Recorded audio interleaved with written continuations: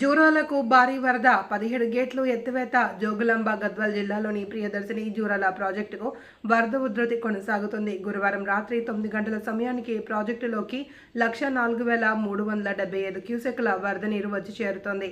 దీంతో అధికారులు 17 గేట్లను ఎత్తి 67,235 క్యూసెక్ల నీటిని దిగువకు విడుదల చేస్తున్నారు.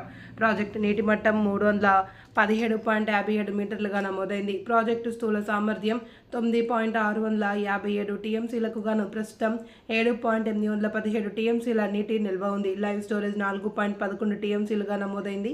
జూరాల జల విద్యుత్ కేంద్రం ద్వారా 37,906 క్యూసెక్ల నీటిని వినియోగిస్తున్నారు.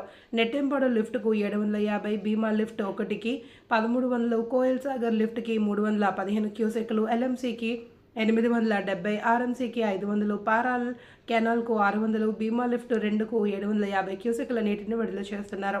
మొత్తంగా ప్రాజెక్టు నుండి 109,519 క్యూసెక్ల నీరు దిగువకు విడుదలవుతుంది. వరద ప్రవాహం నేపథ్యంలో అధికారులు పరిస్థితిని నిరంతరం పర్యవేక్షిస్తున్నారు.